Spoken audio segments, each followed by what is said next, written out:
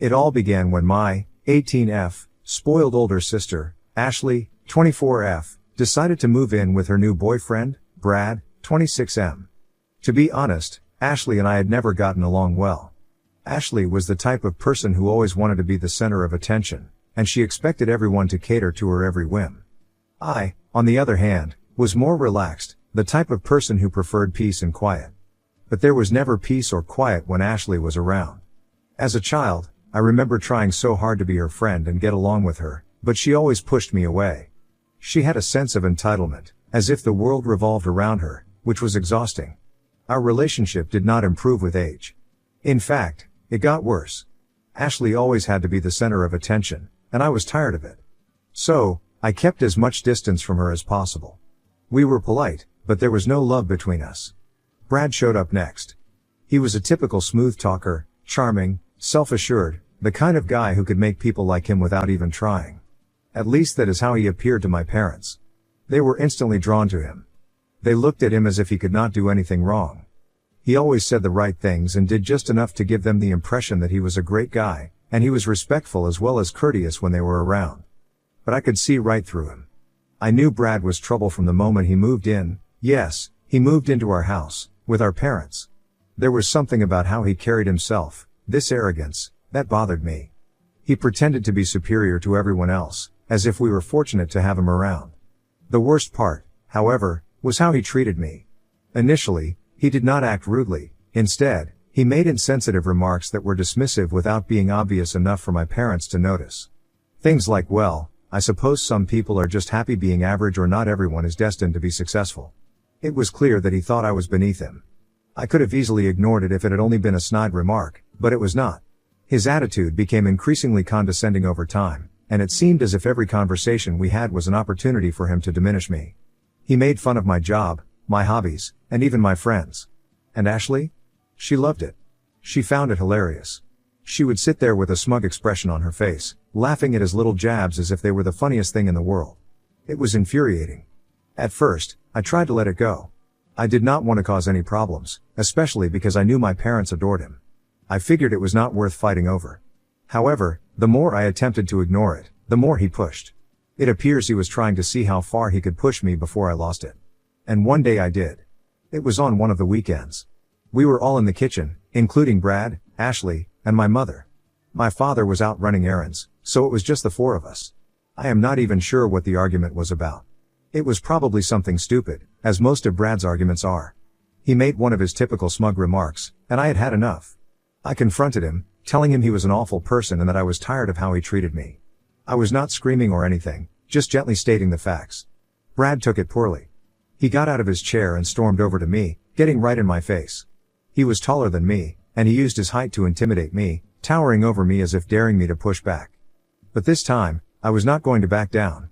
I stood firm, telling him to back off and that he had no right to treat me like garbage in my own home.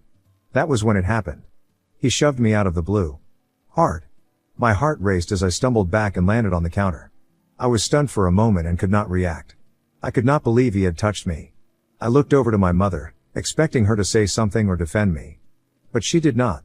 She just stood there, silently, as if nothing had happened. What about Ashley? She was grinning. She appeared to be enjoying the entire experience, as if it were all a sick game to her. I could not believe what was happening.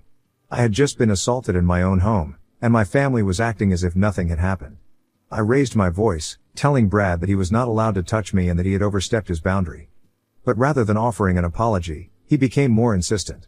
He started yelling at me, accusing me of provoking him for weeks and causing all the problems in the house. He made it sound like I was a toxic presence, a troublemaker who was stirring the pot and making his life miserable. And the worst part? My parents accepted his word for it. My mother sighed and rubbed her temples, as if she were tired of dealing with me. She told me that I was exaggerating the situation and that I should stop worrying so much about it. I had just been physically shoved, and she said I was exaggerating? How could my mother side with him instead of me? Ashley, of course, spoke up, supporting Brad. She claimed I had always been jealous of her and had tried to sabotage her relationship with Brad from the beginning. She portrayed me as the bad guy, accusing me of causing all the trouble in the house. And my parents trusted her. They believed them both. That night, my parents sat me down and advised me that it might be best if I took a break from living at home. They claimed that the tension between me and Brad was so intense that it made living in the house unbearable for everyone else. They did not want to kick me out, but they thought it would be best if I stayed with a friend for a while to calm things down. I could not believe what I heard. They chose Brad over me. I was their daughter, and they were supporting a 26-year-old grown man, who was dating their 24-year-old daughter, and living with them, and they had known him for less than a year. I tried to argue and show them how insane this was, but they would not listen. In their opinion, I was the problem. I was the one causing all the chaos. So, I packed my bag and left. I spent the next few days with a friend, hoping that my parents would reconsider. However, they did not. I went weeks without hearing from them. Not a single text or phone call. They treated me as if I no longer existed. During those weeks, I had plenty of time to think. I began to piece together what had happened, including how Brad and Ashley had turned my parents against me. In retrospect, everything made perfect sense. Brad had played the long game, gradually chipping away at me, making little jabs here and there until he could paint me as the bad guy. And Ashley? She was delighted to help. She had always resented me, believing that I had been the favorite growing up. She had finally found a way to get back at me, and she was enjoying every second of it. I was hurt, angry, and a little confused. How could my parents not have seen what was going on? How could they possibly be so blind? However, after a while, I stopped caring. I was not going to waste any more energy on them. It was up to them whether they wanted to believe me or Brad and Ashley. I was not going to fight for a spot in a family that obviously did not want me. Then, just over 2 months later, my mother unexpectedly showed up at my friend's house. She was frantic, her hair was tangled, and she did not look like she had slept in days. She did not ask how I was or apologize for kicking me out. Instead, she began talking about how I should sue Brad for the assault. It seemed that things had begun to fall apart between him and Ashley. He had begun to show his true colors, and my parents were finally seeing him for who he was. My mother claimed that Brad and Ashley had been manipulating them from the beginning, that they had tricked my parents into turning against me. Now she wanted me to take legal action against Brad to make things right. I could not believe what I heard. After everything they had put me through, including kicking me out and siding with Brad, they expected me to swoop in and save the day? That was absurd. I could not help but laugh right in her face. I told her she had a lot of nerve coming here after all of this and expecting me to clean up their mess. I was not interested in being their savior. If they wanted to dig themselves a hole with Brad and Ashley, that was their problem. I was not going to be the one to help them get out of it. They had made their decision, and now they could deal with the consequences. My mother appeared to be at a loss for words, as if she had not anticipated my rejection. She probably expected me to jump at the chance to get back at Brad for what he did. But honestly, I was way beyond that. They had finally realized they were wrong, but I was not going to suddenly step in and save them because I had already spent months dealing with the fallout from their betrayal. They made their decision when they kicked me out, and now they had to deal with the consequences. After my mother left, I sat there for a while, trying to make sense of everything. Part of me felt at ease as if I had finally received some closure. My parents had finally seen Brad for who he was, and they were paying the price for supporting him. But another part of me was still angry and hurt. How could they have been so blind? How could they have dismissed me like I was insignificant and taken his side with such ease? And now, when things had gone wrong, they expected me to fix everything for them. That was ridiculous. I could not stop thinking about the moment they kicked me out. I was deeply hurt and shocked, and I spent weeks trying to figure out why Brad had been chosen over me and what went wrong. But now I realized it did not matter what I did or did not do. It was about them. They did not want to face the truth. They did not want to admit their mistake. So, they had taken the easy way out by believing Brad and Ashley because it was easier than admitting they were wrong. I broke off every connection with my parents in the weeks that followed. I did not answer their calls or texts. I needed space and time for myself. I was not ready to forgive them, and I did not think I would ever be. They had hurt me in ways that I had no idea could be repaired. Family was supposed to be there for you, to have your back in any situation, and protect you no matter what. But mine had thrown me under the bus without a second thought. Brad and Ashley eventually broke up, according to what I have heard. It seems that Brad's actual nature became too much even for her to deal with. My parents had to rebuild their relationship with her on their own, and based on what I have heard, their relationship was strained. I could not help but feel at ease that they were finally facing the consequences of their actions. However, it was an empty victory. The damage had already been done, regardless of what happened between them and Brad. They had chosen to support him over me, and I was not sure I could ever get over that. Life is going on, as it does. I am moving on with my life, focusing on my job, my friends, and the people who care about me. I do not need my parents' approval or their validation anymore. I had spent too long trying to please them, trying to be the good daughter, and for what? In the end, it did not matter. They chose someone who was not even family, over me. So, I decided to stop trying to live up to their expectations. I was done. But every now and then, I remember that day in the kitchen, when Brad shoved me and my family did nothing. I remember my mother arriving at my door, frantic and desperate, pleading with me to save them from the disaster they had caused. And I wonder if I was wrong to turn her away. Should I have stepped in and helped them, despite everything they had done to me?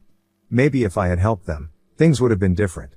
Maybe I could have fixed my relationship with my parents, found a way to move on from the pain and betrayal. But maybe not. Some things are too broken to be repaired, and sometimes walking away is the only option. But I still wonder if I was wrong to laugh in my mother's face. Despite everything they had put me through, should I have been a bigger person? Ida for not helping my parents when they were in need? Update 1. It has been about 3 months since my family's situation went south. After I left, I hoped that things would improve or that my parents would see what they had done. But none of that happened. My mother did show up once, trying to persuade me to help them after everything went wrong with Brad, but I laughed in her face. I have not heard much from them since, and honestly, that is fine with me. It is shocking how quickly they turned their backs on me, and while it still hurts, I have had a lot of time to think about it. It was tough in the first few weeks after I left. I kept going over everything again in my mind, trying to decide what went wrong or whether there was anything I could have done differently. Was there anything I could have said or done to convince them of my point of view? But the more I considered it, the more I realized it was not my fault. I had been pushed over the edge, and no one noticed until it was too late. Brad was a nightmare, Ashley encouraged it, and my parents simply let it happen. I was tired of being treated as if I did not matter. So, when I walked out, I did not just leave the house, I left behind years of feeling like I was not good enough for them, like I had to prove my worth all the time, even in my own home. Staying with a friend saved my life. They were very helpful in clearing my mind and putting things into perspective. It was not easy, but I needed that time to figure out who I was without constantly comparing myself to Ashley or dealing with Brad's toxic behavior or trying to constantly please my parents. It felt like I could finally breathe without constantly walking on eggshells. My friend kept reminding me that I deserved better, and I eventually came to believe it. Some mutual friends informed me that Ashley and Brad's relationship was not going well. Apparently, after I left, he began to show his true colors, and Ashley realized he was not as perfect as she thought. They fought a lot, and it was only a matter of time before everything fell apart. Part of me felt vindicated, as if everyone was finally seeing what I had been going through. But another part of me felt tired. I did not want to feel obligated to celebrate another person's misery, even if they had caused me pain. I have stopped caring so much. I threw myself into work and socializing with people who genuinely valued me. I became closer to my friends' family, who treated me better than my own family ever did. It was refreshing to be around people who did not expect me to prove myself and did not make me feel like I was competing for their approval.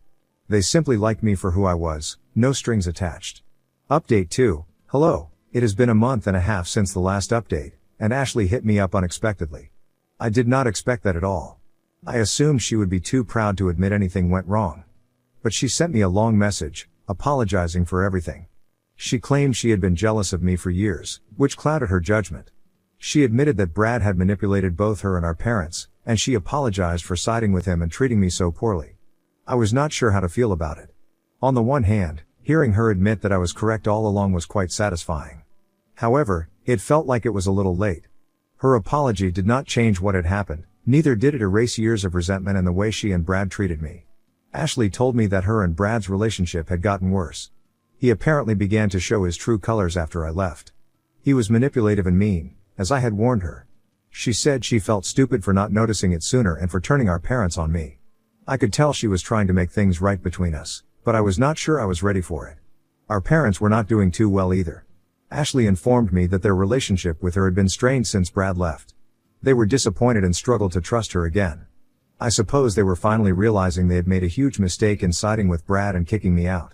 But even hearing that did not give me much comfort. It felt like it was too late. I have not replied to Ashley yet. I need some time to process everything. Part of me wants to forgive her and move on, while another part of me feels like that would be a big mistake. It was not just the last few months with Brad, it was years of feeling too small, as if I was constantly in Ashley's shadow. Her apology was a start, but it was not enough to fix everything. My parents still are not in touch with me.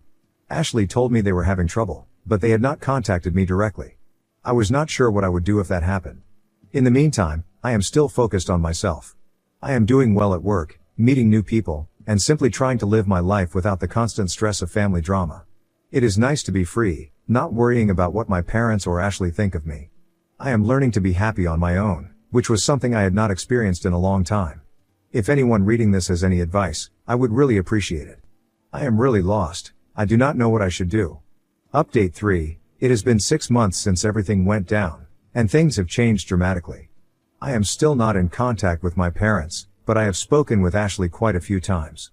We have met up for coffee a few times, and while we are not particularly close, it has been helpful to talk things through. She has been working on herself, and I can tell she genuinely wants to be a better person. She has admitted to many of her mistakes, and while I am not ready to completely forgive her, I appreciate the effort she is making. Ashley's relationship with our parents is still rocky. They have been working hard to rebuild their trust in her, but it is taking time. Apparently, my mother is still upset about how everything went down, and my father is more detached than ever. It is strange to think about how much has changed since Brad entered the picture. He tore our family apart, and even though he is no longer with us, the damage is still there. I am not ready to let my parents back in, but I do not want to carry around this resentment any longer. It is exhausting, and it is keeping me from fully enjoying life. I am not in a rush to reconcile with my parents. If they ever want to apologize or make amends, it is up to them. I have spent far too long trying to meet their expectations, and I am done. I am living life on my own terms, and it feels good. I have grown a lot in the last few months, and I am happy with the person I am becoming. I guess I really hope things eventually improve, but maybe not yet. I will give this as much time as it takes and needs. But, yeah, I am hoping for the best. Update 4. It has been about 8 months since everything started with Brad, Ashley, and my parents. Honestly, I thought things were starting to calm down. But, as life often does, it threw me another curveball. I unexpectedly received a letter. Not a text message or an email, but a real letter that looked like it was from the 1990s. It was from my father. At first, I assumed it was just another attempt to get me to talk to them, or perhaps another request for me to resolve issues with the family. However, I was taken aback when I opened it. The letter was not what I expected. It was not an apology at all. Instead, my father accused me of being responsible for everything falling apart. He said that Ashley spiraled out of control and broke up with Brad because I would not be a part of the family. He went so far as to say that if I had tried harder to get along with Brad and Ashley from the start, none of this would have occurred. He claimed that I had turned my back on the people who loved me and that it was selfish of me to have left them. I was shocked by what I was reading. He completely ignored Brad's toxic behavior, his manipulation, and the fact that I was physically assaulted in my own home. In his opinion, I was the bad guy. It was as if he was rewriting history to make me a bad guy, and I could not understand it.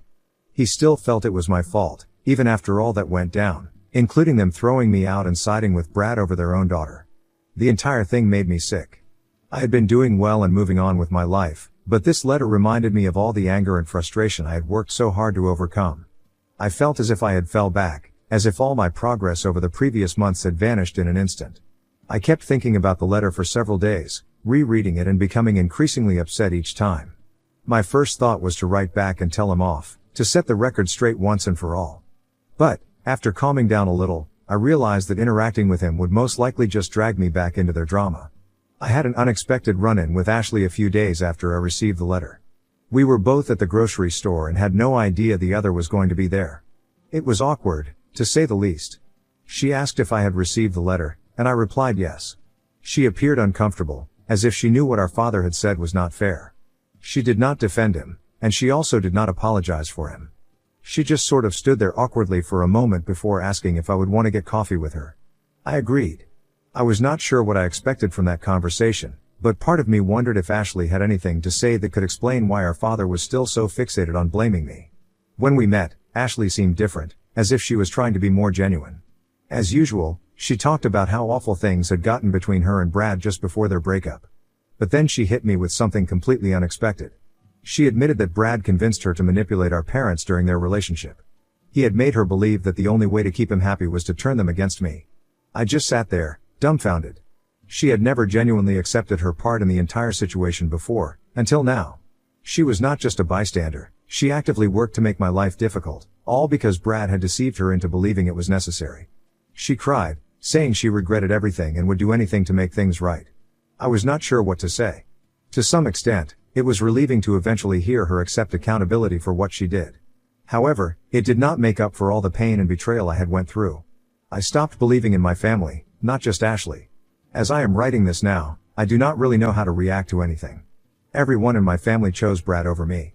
Ashley knew what she was doing, and she had always been one of those people who would sacrifice their lives to please their partner, so I had no expectations from her at all.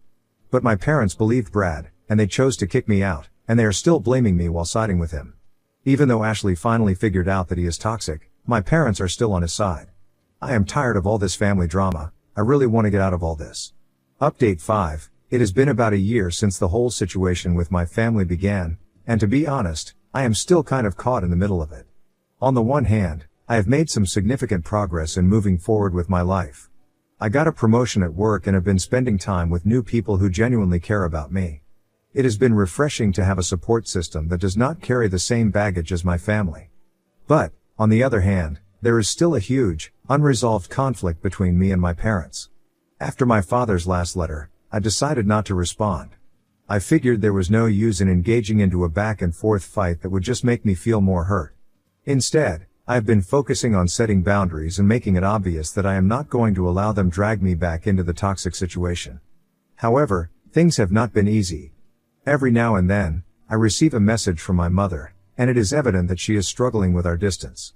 She has not entirely accepted responsibility for what happened, but I believe she is beginning to recognize that they made a big mistake. She will send vague, guilt-ridden messages like, "I miss you," or "Things aren't the same without you around," but never a genuine apology. It is irritating because I know she wants to improve things, but she is unwilling to face the real issue. Ashley, though, has been making more of an effort to stay in touch. We have met out a few times since our coffee chat, and she has been very upfront about how much therapy has helped her understand the damage that she did. She is attempting to restore our relationship, but it is a slow process. I told her I was not ready to completely forgive her yet, and she said that she understood. Still, I can tell she is trying, which means something. I have also been focusing on letting go of the anger I have been holding inside. There are still days when I feel like I have not made any progress, and I wake up unhappy or angry about all that has happened. However, those days are becoming less common. I am learning to take things day by day and focus on what makes me happy. I have taken up new interests like as painting and yoga, as well as increased my travel. Getting out of my comfort zone and visiting new places has given me a new point of view. It serves as a reminder that there is much more to the world than the drama shells my family built. Looking back, I see that breaking off contact with my parents, at least for the time being, was the best thing I could have done for myself. It has allowed me to grow and discover who I am without constant criticism or disappointment. And, to be honest, I like the person I am becoming. I am more confident and independent, and I am beginning to believe that I deserve better than how they treated me. I have no idea what the future holds for me and my family. Maybe one day we will reconcile, or maybe not. But for the time being, I am okay with the current situation. I have realized that I cannot control how they behave, but I can control how I react. And right now, I am choosing to focus on myself and the people in my life who make me happy.